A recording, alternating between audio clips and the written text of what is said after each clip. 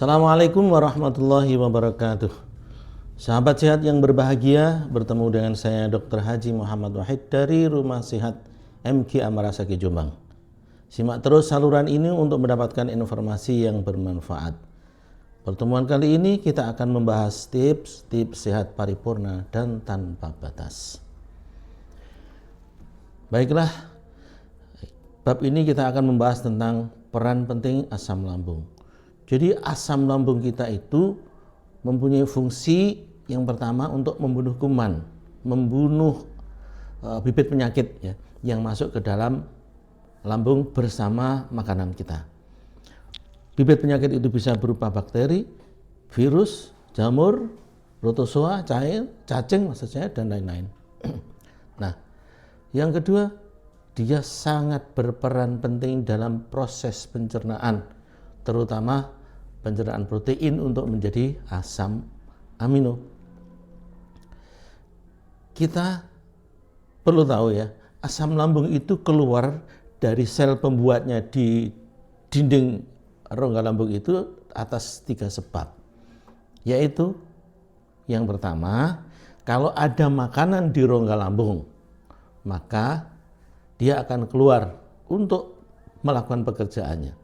Jadi setiap kali kita makan apapun, baik banyak maupun sedikit, maka asam lambung itu akan keluar menyerbu makanan itu untuk dikerjakan. Dia mengerjakan tugas-tugasnya.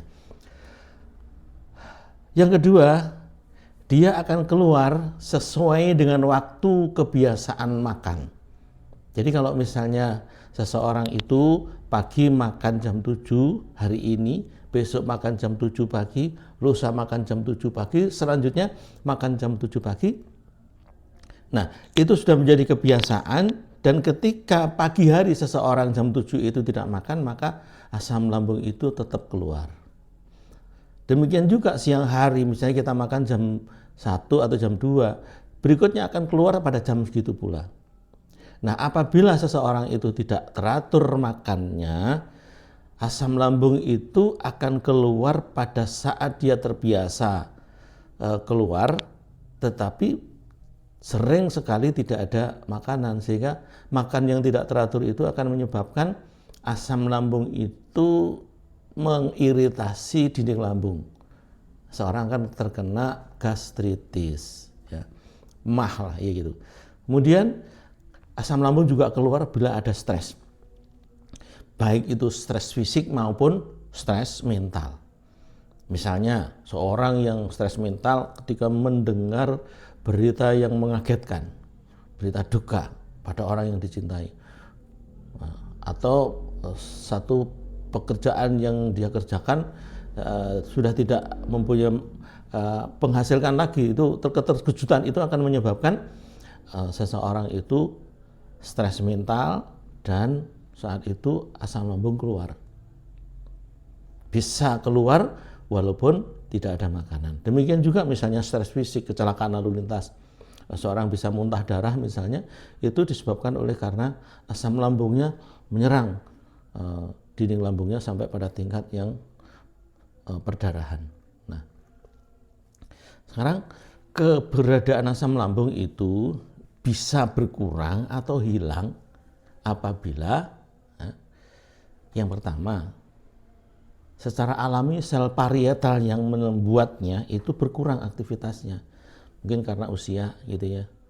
Kemudian yang kedua, karena diganggu oleh obat-obat pencegah produksi asam lambung, misalnya omeprazol, lansoprazol, simetidin, ranitidin, itu menghambat produksinya, menghambat keluarnya.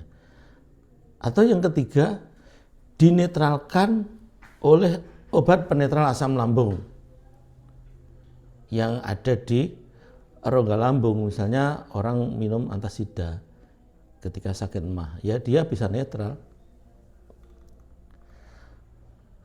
Baik ya, bila produksi asam lambung berkurang, apa risikonya? Risikonya adalah produksi enzim, ya termasuk enzim lipase dan hormon itu akan terhambat.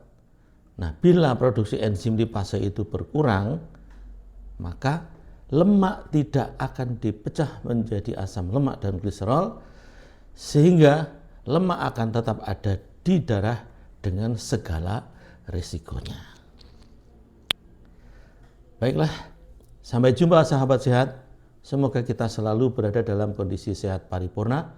Wassalamualaikum warahmatullahi wabarakatuh.